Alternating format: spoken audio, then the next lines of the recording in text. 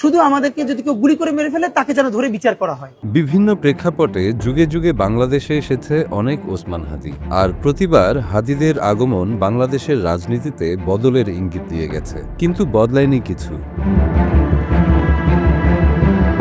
বাংলাদেশের রাজনীতিতে সর্বশেষ আলোচিত এবং বিপ্লবী নাম হিসেবে গোটা জাতির মনে স্থান করে নিয়েছে ওসমান হাদি নামটি। হাদির বিপ্লবী বক্তব্য অনেক তরুণকে উজ্জীবিত করেছিল, তবে রাজনীতির মাঠে মৃত্যুর আগ পর্যন্ত তিনি কেবল আলোচিতই ছিলেন।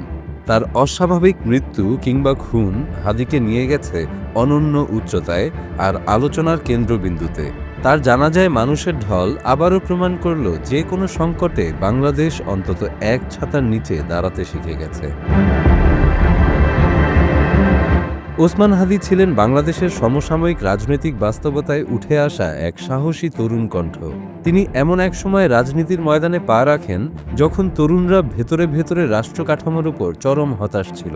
সেই নীরব ক্ষোভকে ভাষা দেওয়ার কাজটি তিনি নিজের জীবনের লক্ষ্য হিসেবে গ্রহণ করেন। ছাত্রজীবন থেকেই হাদি অন্যায়ের বিরুদ্ধে সোচ্চার ছিলেন। ক্যাম্পাস কেন্দ্রিক আন্দোলন, শিক্ষার্থীদের অধিকার, মতপ্রকাশের স্বাধীনতা এসব প্রশ্নে তিনি ছিলেন সক্রিয় ও আপোষহীন।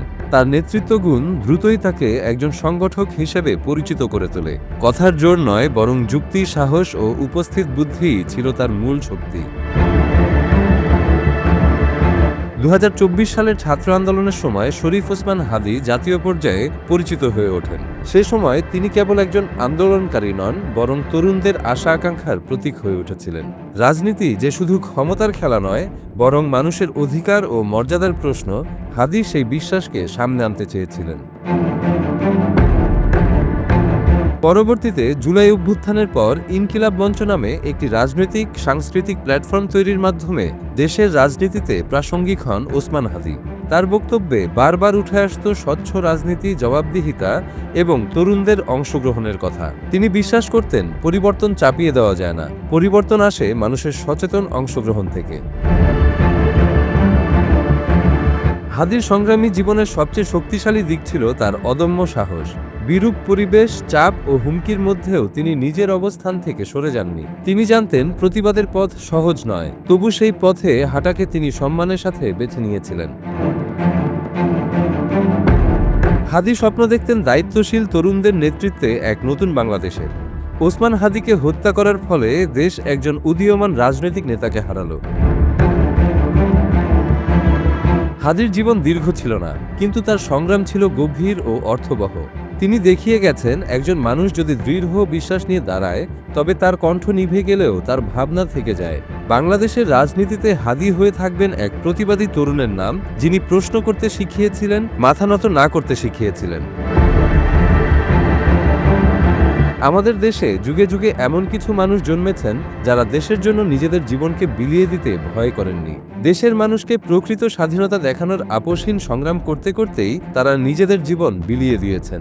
শহীদ আসাদ, শহীদ ডক্টর মিলন, শহীদ নূর হোসেন থেকে শুরু করে এ সময়ের শহীদ আবু সাঈদ, মুগ্ধ সহ অনেকেই জীবন দিয়ে গেছেন দেশ বদলের স্বপ্ন দেখতে দেখতে।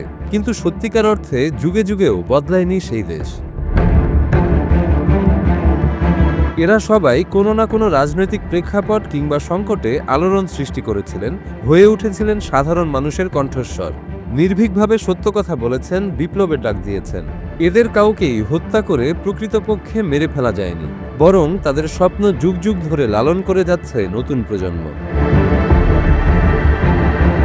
এই মানুষগুলোর আত্মত্যাগকে বৃথা যেতে দেওয়া উচিত না। তারা এমন দেশ চেয়েছিলেন যেখানে তরুণরা ভয়ের রাজনীতি নয়, দায়িত্ব ও সততার রাজনীতি করবে। সবার মত প্রকাশের স্বাধীনতা থাকবে, অন্যায়ের বিরুদ্ধে যে কেউ রুখে দাঁড়াতে সাহস পাবে। রাজনীতি হবে মানুষের কল্যাণ ও ন্যায়ের জন্য। বাংলাদেশ হবে এমন এক দেশ যেখানে প্রতিটি তরুণ তার দায়িত্ব বুঝবে, দেশের জন্য সক্রিয় ও সচেতন থাকবে। আর ওসমান হাদিরাই একদিন ঠিকই বদলে দেবে বাংলাদেশকে।